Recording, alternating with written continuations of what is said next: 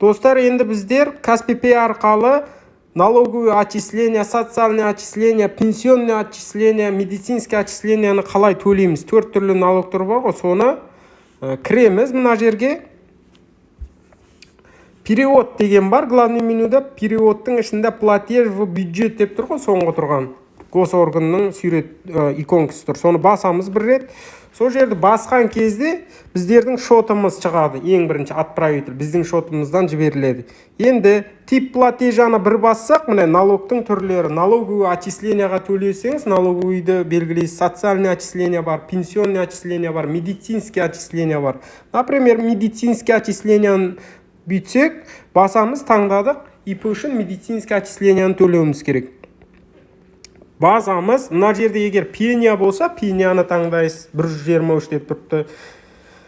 124-ті пения, обязательный страхованияның пениясы, ана медицинский страхованияның пениясы. Соған да мән беріңіздер.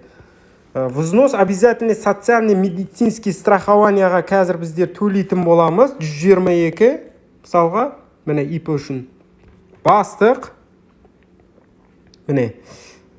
Енді қайсы айға төлейсіздер период? Мен мысалға сентябрь айын таңдадым. Сіздер мына жерден өзіңіздің төлем жүргізетін айды таңдасаңыздар болады. Сентябрь таңдадым.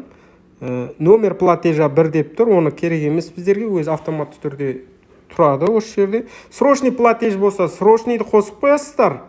Бірақ 1000 теңге алады. Негізінде 3 күннің ішінде түседі бұл.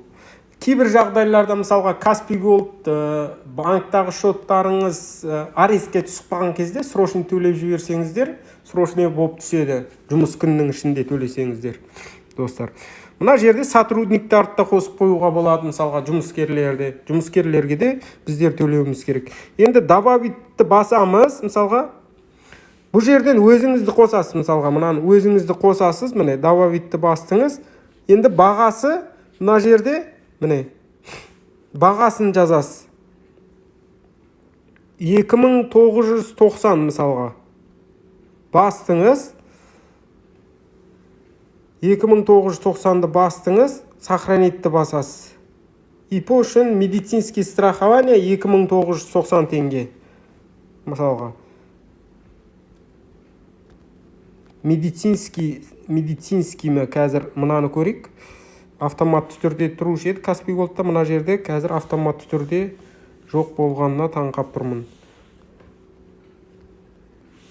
Автоматты түрде қойылмаған екен. Мынаны бастық 2990. Қазіргі уақытта артығымен төлеп жіберем. 2990. Негізі қалай? Оны Каспий Голдтан автоматты түрде шығарады. Каспий Голдтан көрсетіп жіберейін. Мысалға, Каспий Голдқа кіреміз. Мына жерден госуслугын таңдаймыз. Госуслугын таңдасақ, платеж для ИП деген жерге бір басамыз. Енді бұл жерден біздердің ең төлейтініміз үшінші тұрған для ИП деп тұрды. Взнос обязательный социальный медстрахование деген жерге бір бассақ, бұл жер міне временный істемей тұрған екен.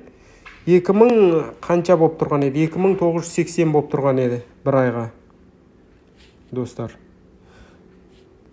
Қазір мынаны көрейік. Қазір уақытыншалық істемей тұрған екен. Жаңағыны төлем жүргізіп жібереміз. Міне, бастым.